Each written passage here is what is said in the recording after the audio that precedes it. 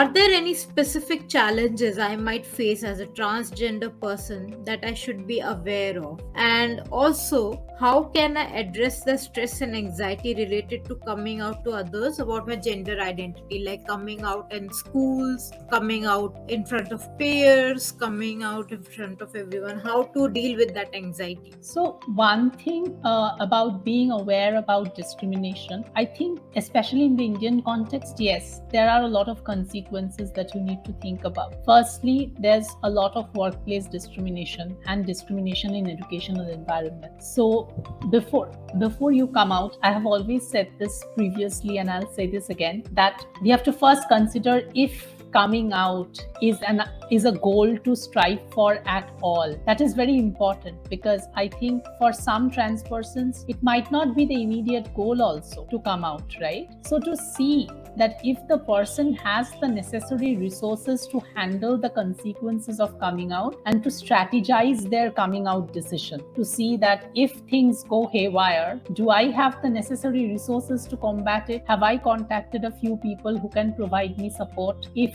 things go haywire? And how do I tackle this? So sort of seeing, like we say, testing the waters and not making impulsive decisions. I think it's very important. It's good to start dialogues and see where your parents stand, where your peers stand, and like to check in with what their views are, because things might go really bad also. So I think that is very necessary. And if you think that it is beyond your capacity, you're getting very overwhelmed, I would strongly suggest seeking help, either from a community-based organization, from a peer support provider, or even from a psychologist, to sort of plan your coming out journey. Because often it may so happen that you do not tell your parents on your own, or you do not tell your friend on your own, but a psychologist can facilitate that for you. And often that becomes easier, right? Because when a professional is handling it, they know how much to disclose, how much to tell, how to educate, and where to draw the boundaries, which often we, because of our intimate connections with some people, may not be able to do. And the way these people also respond to a professional, and the way these people respond to like their own kin coming out, is very different. But I think to check safety before coming out is paramount. It's paramount to see that if you have the necessary resources,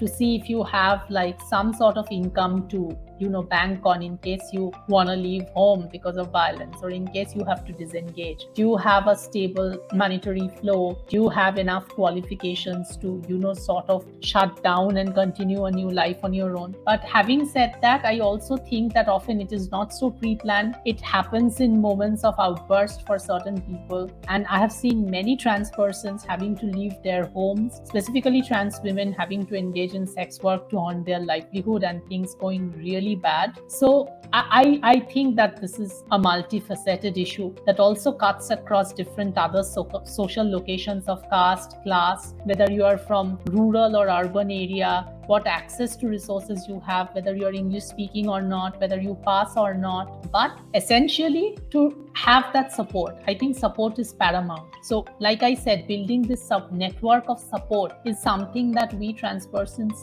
really need to do, because otherwise it is very difficult to survive. We have to strategize and almost form our own coven, like witches used to form their covens.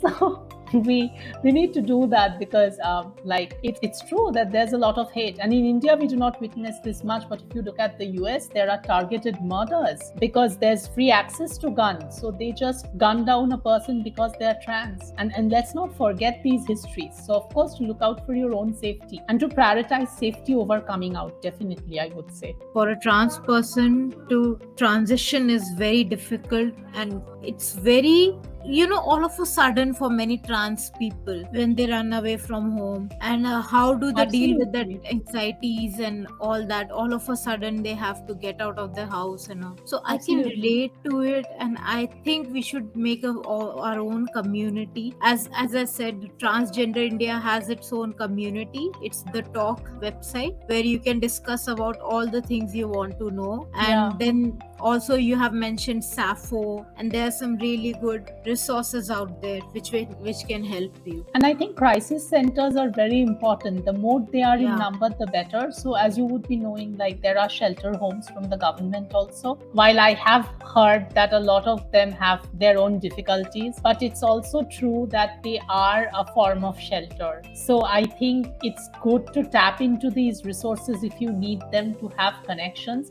Because if it's a Yeah. choice between when you are left to live in the streets and you do not have anything, and there you have a shelter home, I think you know which choice to make. And I think it's also our responsibility as individuals who are relatively more privileged from the trans community to also work towards creating these spaces so that more trans people can be helped in such situations, to find accommodation. Like Sappho, for instance, I know has a crisis home and shelter for trans masculine and AFAB individual. They have that functioning in Kolkata whenever they do crisis intervention. So I think the more organizational capacity it is taken up, the better. And I also think that we need to push the government, to be more proactive, because often what happens, families file missing complaints against the trans person, and then the people who have given shelter to the trans person also land in trouble, be it in the shelter home or be it a friend, because they are portrayed as criminals or kidnappers. So to also discuss this and take this up with the police,